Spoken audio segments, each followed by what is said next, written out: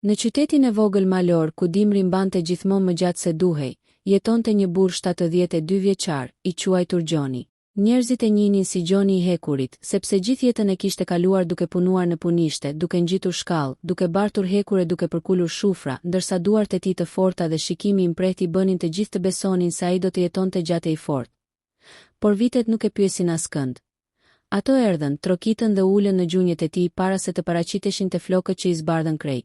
Filloi ta kuptonte që diçka nuk shkonte në ditën kur u zgjua dhe, para se të ngrihej nga shtrati, dëgjoi atë tingull të çuditshëm, një krisje e thatë, gati si çajt një degë holl. Ai ngriti vetulla. Po nipi pas ka harruar të lër lodrat këtu, mendoi, por kur lëvizi këmbën, tingulli u përsërit, këtë herë më fort, kraack. Gjoni ngriti pasqyrën e vogël që mbante pranë krevatit dhe pa gjunjët e tij të fryrë, si të ishin ndezur flak nga brenda. Nuk i kishte parë kështu as në vitet më të lodhshme të jetës. Lëkura duke e tendosur dhe ashpër, si një tokë e tharë që kërkon shi. Ai u ngrit me vështirësi dhe kur provoi të hidhte hapin e parë, një therrje mprehti përshkoi këmbën deri lart në hije. U mbështet pas komodës dhe pshertiu. Po ç'është kjo kështu? Nuk i pëlqente ta pranonte, por që prej disa muajsh ndjente se diçka i rëndonte në trup. Tani, ishte sikur i gjithë pesha e viteve të jetës i varej vetëm në këmbë. Gjithsesi, Gjoni nuk ishte tip që ndalej.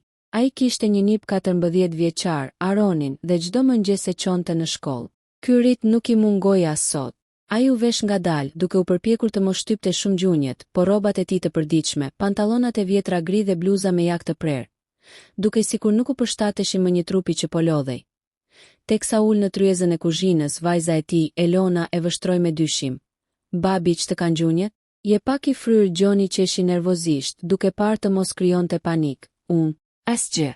Mos u merr me plakun. Po, tha Elona, si gjithmonë. Ti nuk pranon as kur të dhem dhëmbi, e jo më gjunje që i ke si dy topa. Ai ngriti gazetën për t'u larguar nga sytë e saj hetues. Nuk i pëlqente të shihej i dobët. E kishte zakon t'u thoshte të gjithëve. Vdekja nis nga këmbët, një shprehje që e kishte dëgjuar nga gjyshi i tij i moçëm. Një burr që kishte qëndruar në shtrat 3 vjet para se të nderonte jetë. Kur këmbët spunojnë më, as zemra s'ka dëshirë të ecë, thoshte ai e megjithatë sot për herë të parë Gjoni u trem nga fjalët e veta. Te dera një pje priste i gëzuar. Gjysh, a je gati? Po more, po, tha Gjoni duke bërë çmos të dukej normal. Por kur hodhën hapin jashtë, Gjoni pothuajse u përkul nga dhimbja. E kapi me dorë belin e nipit, sikur donte ta bënte këtë moment më sentimental. Por në të vërtetë po kërkonte ta fshihte lëkundjen e trupit. Gjysh, a je mirë? Po çka mun, ore? Mos më shiko si plak. U përgjigj me krenarit të sforcuar. Ata nisën të ecnin ngadalë në rrugicën që të çonte te shkolla. Era ftohtë e mëngjesit ja përplaste fytyrën dhe Gjoni e ndjente se çdo hap i tij ishte më i rëndë se zakonisht. Pastaj ndodhi ajo që nuk e kishte pritur. Në dritën e zbehtë të diellit, Gjoni vuri re se gjunjët e tij, sa herë që bënte hap, lëviznin në një mënyrë të çuditshme, si të lakuar, si të kërcitur, si diçka e brendshme po dilte nga vendi. Nuk kishte parë kur diçka të tillë. Ju duk sikur po shihte këmbët e një njeriu që nuk i përkasi më atij. Mos vallë, ka ardhur koha ime, mendoi me tmerr. Por nuk guxoi t'ia thoshte askujt. Muri i shtëpisë përballë dukej sikur lëkundej. Rruga ju duk më e gjatë se kurrë. Nipi eci disa hapa përpara dhe ktheu kokën. Gjysh, pse po vonohesh kaq shumë sot? Gjoni hapi gojën ta thëriste. Por një krisje e fortë ju dëgjua nga gjuri i majt. Një dhimbje aq therrse sa i ersoi pamjen për një sekond. Ai u mbështet te muri më i afërt. Frymëmarrja ju shpejtua. Ngjyra e fytyrës ju zbeh, Gjysh. Zëri i nipit ju duk i largët si një jehon në tunel. Ai provoi të fliste, por fjalët nuk i dilnin. Lëvizja e buzëve ishte e vetmja gjë që mundi të bëj. Pastaj ndjeu një të ftohtë të pazakont që i hipi nga shputat e këmbëve lart. Një ftohtësi që nuk ishte e zakonshme. Ishte si një paralajmërim, kaq mjaftoi që njerëzit përreth të alarmoheshin. Aroni thërriti, ndim, gjyshim, s'del dot, një burr që po kalonte me biçikletë ndaloi me njëherë. Çfarë ka ndodhur? Gjyshit i ka ngecur këmbët. Burrit ju desh vetëm një vështrim i shpejt për të kuptuar që situata nuk ishte thjesht një dhimbje këmbësh. Gjoni duke i ngrirë i fikur, sikur pjesa e poshtme e trupit nuk i përgjigjej më, merreni në krah. Thiri dikush, por kur tentuan ta ngrinin, Gjoni bërtiti nga dhimbja. Gjunjët ishin aq të ngurtë dhe të fryrë sa nuk mund të përkuleshin më. Ishte një pamje e frikshme. Atë çast doli Elona, e cila ende ishte duke kontrolluar dritaren, e shqetësuar pse babai nuk ishte kthyer. Kur e pa në mes të rrugës me njerëz rreth e rrotull, syt u bë mal, babi i. Bërtiti ajo duke vrapuar drejt tij. Ul në gjunjë pranë tij dhe e pa në fytyrë. Baba, çfarë ke? Çfarë ndodhi me gjunjët? Pse janë kështu? Gjoni mezi lëvizi kokën. Unë se di, tha me zë të mekur. U dëgjuan krisjet çdo hap, pastaj shtoi fjalin që e friksoi më shumë të bien. Më duket se po fillon nga këmbët, çfarë po fillon? Pyeti ajo e tmerruar, por Gjoni nuk dha përgjigje. Ai mbylli syt nga dhimbja, ndërsa gjunjët i dukeshin sikur po fryheshin gjithnjë më shumë. Elona nisi të qante. Njerëzit thërritën urgjencën. Në vetëm 6 minuta, ambulanca mbërriti. Mjekët e ngritën me kujdes të jashtëzakonshëm, sepse këmbët e tij nuk lëviznin fare. Një nga mjekët, një grua rreth të 40-ve, ul pranë tij, e pa gjendjen e këmbëve dhe i tha kolegut: "Kjo duket keq, shumë keq. Ka nisur prej muajsh. Tani është vonë për të mos e marrë me seriozitet." Gjoni dëgjoi çdo fjalë. E kuptoi që ajo që po ndodhte nuk ishte as lodhje, as rast e vogël. Ndërsa ambulanca nisej, ai ktheu kokën nga nipi i tij dhe e pa teksa lotët i binin faqeve. "Gjysh, mos më lër." Gjoni shtrëngoi dorën me tërë forcën që i kishte mbetur. "Unë nuk i ke ende jo, por diçka s'po shkon me këmbët e mia." Pastaj mbylli syt, ndërsa një ndjesje e ftohtë dhe e çuditshme i shtrihej nga gjunjët lart. Një ndjesje që nuk kishte të bënte me moshën, por me diçka tjetër, diçka që sapo kishte filluar. Sirena e ambulancës u lëriti në rrugicat e ngushta përderisa Gjoni mbante syt mbyllur. Mes dhimbjes dhe një lodhje që nuk e kishte ndjer kur më parë. Nipi dhe bija vraponin pas ambulancës, por së shpejti ajo u zhdukte kthesa e madhe. Në brendësi mjekët flisnin me ton urgjent. "Shiko gjunjët, fryrje jashtëzakonshme." Por nuk është vetëm fryrja, shiko lëkurën, është e ftohtë, si të kishte mungesë qarkullimi. "Çfarë po mendon?" "Nuk dua të them gjë para se ta shohim analizën, por ka mundësi të jetë një formë e rëndë degenerimi ose mjekja heshti." Gjoni e qeli pak syrin. "Ose çfarë?" tha me zë të dobët. "Mjekja u shtang." Nuk e priste që ai po dëgjonte. "Zoti Gjon, mos u shqetësoni. Do e zbulojmë." Ai buzëqeshi me hidhërim. "Vajz, un kam 72 vjet. Nuk më tremb fjala, më tremb heshtja." Kur mbërritën në spital, Gjonit ju deshën 3 persona për ta zbritur nga ambulanca. Këmbët e tij ishin ende të ngurtë, si 2 shtylla që nuk i përkisnin më trupit të tij. U vendos në një shtrat të lëvizshëm dhe u dërgua tek urgjenca. Drita e fortë neon i goditi syt kur infermierët e futën brenda. "Lëvizini gjunjët, nëse mundeni," i tha një mjek i ri me sy të lodhur dhe mjekër të parruar. "Po të mundesha do isha duke ecur vetë," tha Gjoni me humor të ngrirë. Elona mbërriti me frymë të prerë, e shoqëruar nga Aroni. Sy më sy pan gjendjen e tij dhe fytyrat ju zbehen. "O Zot, babi," pëshpëriti Elona. Aroni ju afrua shtratit me sytë e mbushur me lot. "Gjysh atë dhemb." Gjoni fërkoi kokën me dorën e lirë. "Kam parë ditë më të këqija," gënjeu ai, se në fakt dhimbja po i ngjitej në çdo pjesë të trupit. Mjekët nisën me një herë analiza. Rrezet e skanimi, testet e gjakut, çdo gjë bëhej me nxitim. Çdo herë që Gjoni përpiqej të lëvizte pak, dhimbja ishte aq e fortë sa dukej sikur gjuri po ndahej në mes. Pas 2 orësh, një mjek tjetër hyri në dhomë. Një burr rreth të 50-ave me sy të thellë dhe duar të buta, që dukej se kishte parë shumë të moshuar në jetë. Ju afrua Gjonit me një dosje në dorë. "Zoti Gjon, jam doktori Ardi. Kam parë rezultatet tuaja." Elona u afrua me një herë. "Doktor, çfarë ka babai?" Mjeku mori frymë thellë. "Është një rast i çuditshëm. Gjendja e gjunjëve tregon një proces të avancuar të dëmtimit të kyçeve, por jo të zakonshëm. Ka shenja që ky proces ka nisur prej kohësh, por është aktivizuar pa pritur, si të ketë dhënë trupi një paralajmërim të fortë." "Paralajmërim për çfarë?" pyeti Gjoni. Doktori uli kokën. "Për diçka që në moshën tuaj nuk duhet neglizhuar kur këmbët fillojnë të dështojnë papritur dhe qarkullimi nuk funksionon siç duhet, është shenjë që zemra ka filluar të lodhet." "Dhoma heshti." Elona shtangu. Aroni nisi të dridhej. Gjoni uli syt. Doktori vazhdoi. "Ne kemi një shprehje mes mjekëve të geriatrisë, plakja nis nga këmbët. Nëse këmbët ndalojnë, pjesa tjetër e trupit fillon pas." Fjalët ranë si një mallkim i vjetër. Gjoni e dinte që mjeku kishte të drejtë. Ja kishte thënë edhe gjyshi i tij para dekadash, por atëherë kishte dukur legjend fshati. "Doktor, a do ngrihem përsëri në këmbë?" pyeti ai. Mjeku nuk foli për disa sekonda të gjata. Pastaj tha: "Ne do të bëjmë gjithçka, por do të duhet të zbuloni diçka që nuk e keni treguar. Analizat tregojnë se dëmtimi ka nisur shumë më herët." "Vite më parë, vite?" pyeti Elona. "Po babai nuk ka thënë asnjëherë që ka pasur probleme." Gjoni mbylli syt. Të gjithë menduan se po pushonte, por jo, ai po mblidhte kuraj. Kam pasur një ngjarje, tha me zë të ulët, Elona u shtang. Çfarë ngjarjeje? Gjoni mori frymthell, sikur po zhytej në një kujtim të errët. Ka qenë dimri i vitit 87. Punisha ku punoja kishte një qarje në hekur, dhe unë u përpoqa të hiqja një pjesë të rënd. Pesha më shtypi të dy gjunjët. Kam rënd për dhe para punëtorëve, por unë ngrita. Më zuri pak fryma, por thash s'është gjë. Dhe vazhdova punën, baba. Bërtiti Elona. Pse nuk na the gjë? Se s'doja t'ju shqetësoja, tha ai. Dhe për vite me radhë i kam dëgjuar gjunjë të më krisnin, por se kam marrë seriozisht. E quaja zëplakje doktori Pshertiu. Atëherë kjo shpjegon shumë. Kyçet kanë qenë të dëmtuara prej kohësh dhe kërcet janë konsumuar. Por ka dhe diçka tjetër. Ai ndezi ekranin ku shfaqej skaneri i Gjonit, të gjithu shtangën.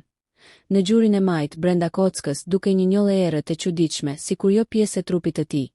Çfarë është ajo? Pyeti Aroni i friksuar, doktori foli butë me kujdes. Ka mundësi të jetë një depozit, diçka që është grumbulluar prej vitesh. Kemi nevojë për analiza të tjera. A është rrezik? Pyeti Elona duke mbajtur duart në gojë. Doktori nuk dha përgjigje. Do ta zbulojmë brenda natës. Gjoni u shtrua në repartin e vëzhgimit. Dhoma kishte dritë të zbehë dhe një aparat monitorimi që pipëtinte herë pas here. Elona dhe Aroni u ulën pranë tij. Por ndërsa ata flinin të lodhur, Gjoni mbeti zgjuar, dhimbja ishte rritur. Jo vetëm në gjunjë, por edhe në ije, madje deri në gjoks. Mos vallë vërtet po fillon nga këmbët, mendoi ai. Por ajo që ndodhi rreth orës 2 të mëngjesit ishte edhe më e çuditshme. Ai u zgjua nga një zhurmë. Hapa të rënd, shumë të ngadalt, sikur dikush po ecte në korridor duke zvarritur këmbën. Sa më shumë afrohej zhurma, aq më shumë Gjoni t'i ngrinte trupi. Zhurma ndaloi te dera e dhomës së tij. Alo? Thiri me zë të dobët, asnjë përgjigje. Pastaj dera u hap ngadalë me një kërcitje. Një burr i moshuar, shumë i vjetër se Gjoni, qëndronte te dera. Fytyra e tij ishte rrudur, e zbehur, por sytë të gjallë, të mprehtë dhe shumë të njohur. Kush je ti? Pyeti Gjoni duke u ngritur pak. Burri ju afrua. Hapat e tij bënin të njëjtin tingull si gjunjët e Gjonit atë mëngjes. Kërë, ti nuk më mban mend, Gjon, tha burri. Zëri i tij ishte i thellë, i dridhur. Por unë jam ai që të paralajmëroi vite më parë në punishten e vjetër, Gjoni u step. Një rëqethi i kaloi kurrizin.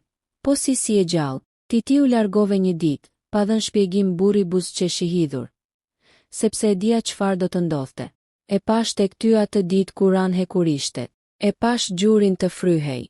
E pash trupin tënd të dridhej. E pash plakjen të fillonte prej këmbëve. Pse po më tregon tani? Burri u afrua edhe më shumë. Sepse ajo njolla në brendësitë e gjurit tënd nuk është thjesht sëmundje. Është shenjë diçkaje që ti ke mbajtur në trup për 37 vite. Gjoni ndjeu zemrën t'i rrite fort. Çfarë është ajo? Pyeti me zë të dridhur. Burri ul pranë shtratit, shumë ngadalë, si të kishte gjithë kohën e botës. Është çasti yt për të përballur me të vërtetën, sepse në pjesën tjetër të trupit, ajo ka nisur të ngjitet. Dhe nëse nuk e zbulon tani, nuk do zgjohesh nesër. Gjoni u rëqeth, mori frymthell dhe pyeti. Cila e vërtet? Burri e pa drejt në sy, sikur po e shihte përmes shpirtit. E vërteta që ti e ke mohuar gjithmonë. Vdekja jote ka nisur që atë ditë nga këmbë. Dhe tani po të kërkon, dritat e dhomës nisën të dridheshin. Zëri i burrit u zhduk në një heshtje të frikshme. Dhe në atë moment Gjoni ndjeu në gjoks të njëjtin tingull krisje që kishte ndjer atë mëngjes në gjunjë. Zëri i burrit u zhduk si mjegulla që tretet në mëngjes. Gjoni qëndroi shtrir, impir, duke mos e ditur nëse po ndëronte apo kishte parë vërtet një njeri të gjallë në dhomë. Zemra i rrite shpejt. Gjoksi u ngrys me një dhimbje të mprehtë. Jo tani, jo kështu, mendoi ai. Por në atë moment dera e dhomës u hap me forcë dhe infermierja hyri. Zoti Gjon, jeni mirë? Dëgjuam aparatin që ngriti alarmin. Elona u zgjua me njëherë, sy hapur dhe e tronditur. Çfarë ndodhi? Aroni u ngriti friksuar. Gjysh, Gjoni i vështroi të gjithë. Fytyra ju zbeh kur kuptoi se burri i moshuar nuk ishte më aty. Asnjë shenjë, asnjë zhurmë. As dera nuk dukej sikur ishte hapur. Tha ai me zë të ngjirur. Dikush ishte këtu brenda, infermierja ngriti vetullat. Askush nuk ka hyrë, zoti Gjon. Jemi te salla e natës, do ta kishim parë. Elona i mori dorën. Babi, ke kaluar shumë stres, ndoshta ishte makth. Por Gjoni nuk i besoi. Ai e dinte çfarë kishte parë. Çfarë kishte dëgjuar? Vdekja ka nisur nga këmbët, po të kërkon fjalët i kumbonin në vesh. Mëngjesi erdhi. Mjekët e sollën Gjonin në një dhomë të qetë për analizën më të rëndësishme. Biopsinë e gjurit dera. Ardi hyri me dosje në dorë. Zoti Gjon, do të bëjmë një procedurë shumë të thjeshtë. Do marrim një pjesë të vogël të asaj njolle brenda kockës. Vetëm disa sekonda, doktore, e dua të vërtetën, tha Gjoni. Çfarë mendoni se është, mjeku e padrejtë? Ka dy mundësi.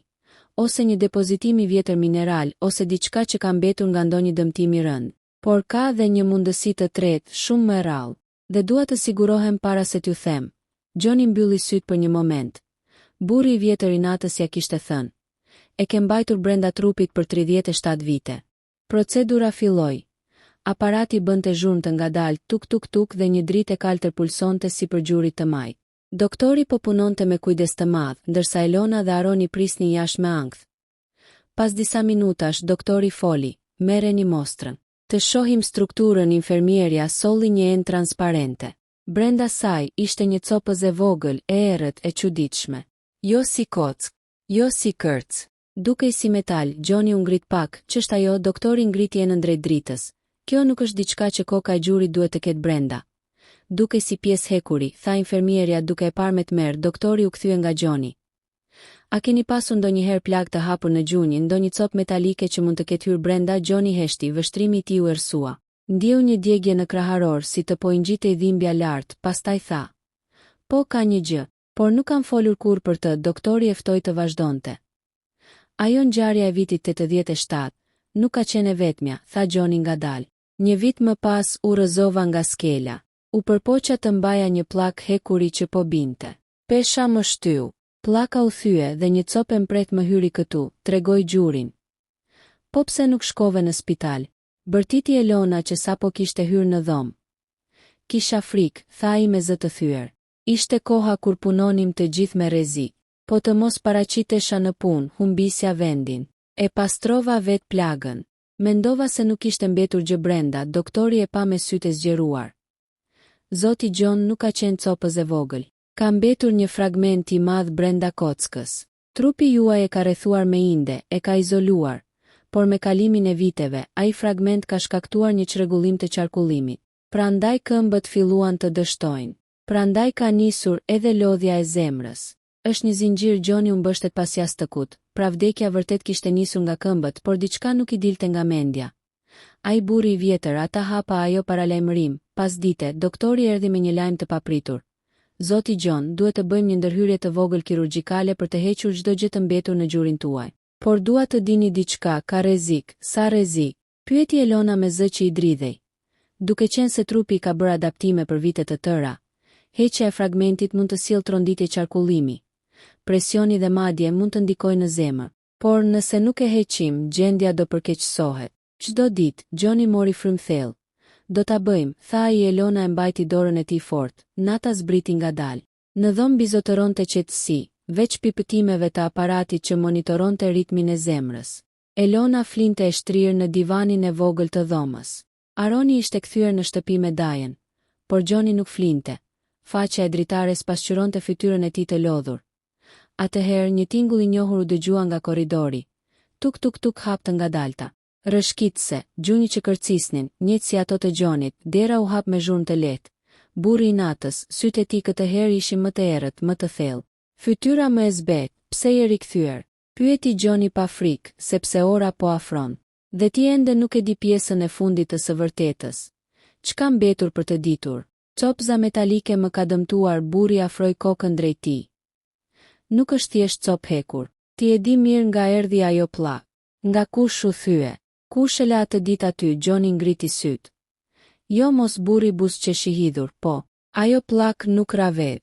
Njeriu që e shtyu ishte dikush që t'i afale jetën shumë vite më parë. Dikush që pastaj u zhdu. Dikush që ti e ke mbajtur sekret. Fytyra e Gjonit u zbardh. Ai nuk është i gjallë. Burri ul në fund të shtratit. Jo. Vdiq para 2 vitesh. E gjetën në një shtëpi të braktisur. Pa emër, pa familje. Por para se të vdiste, më la mua një mesazh për ty. Gjoni dridhej. Kush je ti? Burri u ngrit ngadalë si një hije që zgjatet. Jam kujtesa jote. Jam ai që do të kujtoj atë që ti e ke harruar me qëllim. Unë jam pjesa e jetës tënde që erdhi të marr llogarinë. Hapa të rinj u dëgjuan në korridor. Dera u hap me forcë. Një mjek hyri brenda, zoti Gjon. Në rregull. Po bërtisnit, Gjoni ktheu kokën me njëherë, burri kishte zhdukur. Asnjë shenjë, asnjë hap, asgjë. Të nesërmen herët, Gjoni u dërgua në sallën e operacionit, Elona e puthi në ball. Bab, të lutem e jam me ne. Ai e mori dorën e vajzës. Kam edhe një llogari për të mbyllur, bija ime. Pastaj kthehem. Aparati nisi të bie, dritat e sallës ndriçonin të bardha, maska e oksigjenit u vendos mbi fytyrën e tij. Thonjtë e tij u ftohën papritur, gjunjët nuk i ndjente më, pastaj errësirë. Dhe një zë i njohur shqiptoi pranveshit. Kur të zgjohesh do e dish kush të shtyua të ditë. Dhe pse? Sirenat e ambulancës pushuan sapo mjeti u ndal para spitalit rajonal. 2 infermier djem të rinj dolën me nxitim dhe tërhoqën barelën ku Aisheja qëndronte e shtrirë, e zbet, me oksigjen në fytyrë. Doktor Nazmia i drejtoi me duar të sigurta, shpejt, në pavionin e urgjencës neurologjike. Tha ajo, përreth, dritat e spitalit lëviznin shpejt para syve të Aishes, dritat e bardha e verbonin, sikur një pasazh midis jetës dhe vdekjes. Gjuri i majt vazhdonte t'i pulsonte, e duke i quar therrje në gjithë trupin. Kur mbërritën në sallën e urgjencës, një neurolog me flokë të thinjura, doktor Korabi, u afrua. E kemi rast urgjent, tha Nazmia. Mpirje progresive në këmbën e majt, me dyshime të forta për bllokim neuromuskular dhe ndoshta tromb. Korabi i dha një shikim të shpejtë Aishes. Zonja, më dëgjoni? Çfarë ndjeni? Aisheja mezi foli. Këmbët më kanë tradhtuar, Korabi pa Nazmien me një shikim ndryshe, sikur kishte një mendim që nuk donte ta thoshte me zë, e çojmë për skaner menjëherë. Dhoma e skanimit ishte e ftohtë, e heshtur, me erë metali dhe dezinfektuesi. Aisheja ishte vetëm brenda, shtrirë në një tryez të bardhë që lëvizte ngadalë drejt tunelit të makinës së madhe. Zëri robotizuar i pajisjes u dëgjua. Mos lëvizni. Ajo u mundua të mos lëvizte, por gjuri i dhemte fort. Zemra i rrihte me ritme të çrregullta. Në kokë i erdhën kujtimet e jetës së saj. Nata kur kishte lindur djalin, dita që kishte varrosur bashkëshortin, vite që pati hequr dhimbjet e këmbëve pa u ankuar asnjëherë. Dhe një zë i vogël që i pëshpëriti, ndoshta u kujtove shumë vonë për veten. Kur procedura përfundoi, infermierja e mori.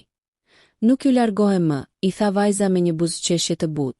Jeni si gjyshja ime, Aisheja mezi buzëqeshi, faleminderit, moj nuse. Njerëzit e mirë janë zhdukur krejt. Pas 20 minutash, në dhomë hyri doktor Korabi me një dosje në dorë. Duke i shqetësuar, doktoresh Nazmie, hajde me mua. Dua të flas pak larg pacientes. Por Aisheja që i dëgjoi fjalët, u ngrit në mbështes, jo. Flisni këtu. Çdo fjalë dua ta dëgjoj, ata u pan mes tyre. Më pas neurologu u afrua. Zonja Aishe, ju keni një bllokim të rënd nervor në gjurin e majt. Qarkullimi është ngadalësuar shumë. Ka edhe fillim piksjeje. Nëse mpiksja ngjitet lart, mund të shkaktoj dëm të madh ose fatkeqësi. Aisheja e kuptoi. Vdekja që fillon nga këmbët, siç thoshin të moçmit, nuk ishte thjesht një shprehje. Çfarë duhet të bëj? Pyeti, kemi 2 mundësi, tha Korabi. Opsioni i parë. Ju japim terapi agresive me ilaçe kundër mpiksjes dhe antiinflamator të fortë për nerva. Por kjo kërkon 72 orë në monitorim dhe nuk është garanci e plot. Opsioni i dytë. Ndërhyrje kirurgjikale e menjëhershme për të liruar nervin e bllokuar dhe për të larguar mpiksjen. Aisheja uli kokën, operacion. Në këtë moshë, Nazmia ul pranë saj. Aishe, më dëgjo. Ti je grua e fortë. Je rritur fëmijë, ke kaluar gjithë jetën me sakrifica. Por ky është momenti të luftosh për veten. Nuk është turp të kërkosh shpëtim. Aisheja u tha syt me shamin e vogël.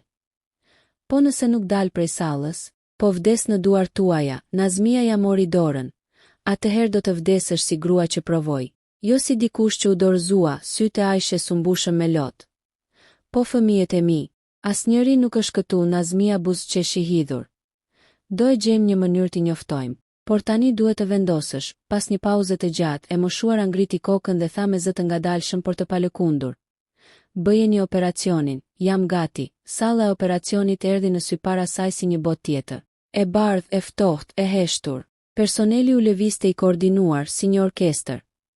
Kur maska e anestezisë ju vendos në fytyrë, Aisheja mori një frymë të thellë. Por para se ta mbyllte syt, preku dorën e Nazmies. Doktoresh, nëse nuk zgjohem, do zgjohesh. Unë jam me ty. I tha maska u mbush me aromë kimikatesh, zoti unë jam gati, por më merr vetëm nëse s'ka rrugë tjetër, përshpëriti Aisheja. Pastaj gjithçka u zhduk. Operacioni zgjati 2 orë 47 minuta. Në një moment, mpiksja u gjet shumë më afër arterieve kryesore se sa pritej. Rreziku ishte real. Nervi ishte ngjeshur fort nga inflamacioni. Nëse nuk e heqim tani, ajo nuk zgjohet më, tha Korabi. Nazmia me duar të sigurta punoi pa pushim, dhe më në fund, ja ku është, tha kirurgia vaskulare. Po e pastroi, gjithçka u lirua. Qarkullimi nisi të rikthehej gradualisht, operacioni mbaroi. Pas 3 orësh në reanimacion, Aisha filloi të hapte syt. Dritat i dukeshin të mjegullta. Zëra të largët, zonja Aisha. A më dëgjoni? Ishte zëri i Elirës, ajo u përpoq të buzëqeshte. Jam gjallë dhe papritur një dhimbje lehti përshkoi gjurin. Por jo dhimbja e tmerrshme. Ishte një ndjesë e re, ngrohtësi. Qarkullim, Nazmia erdhi dhe i ra lehtë në dorë. Po, mo yll, e fitove betejën. Jo vetëm për vete, por për çdo njeri të moshuar që e haron veten. Aisha qau. Këmbët ende i ndjej, po dhe do t'i ndjesh akoma më mirë, tha doktoresha. Por mësimin e sotëm mos e haro kur. Kur këmbët fillojnë të flasin, zemra duhet i dëgjoj. Sepse vdekja shpesh nis nga këmbët, por edhe jeta mund të rifilloj prej tyre. 3 ditë më pas, Aisha u çlirua nga spitali. Ecja ishte ende ngadalt, por pa dhimbje. Në fshat gjithë të moshuarit e pritën me lule dhe përqafime. U bë si simboli i shpresës. Një grua që nuk u dorëzua. Ajo mori edhe një premtim nga vetja. Nga sot nuk e neglizhoj më asnjë shenjë të trupit tim. Ndërsa ecte ngadalë drejt shtëpisë me shami të bardhë të lidhur në kokë, ndjeu diçka që nuk e kishte ndjer prej vitesh. Lehtësi në këmbë, lehtësi në shpirt dhe një jetë të dytë që sapo kishte nisur.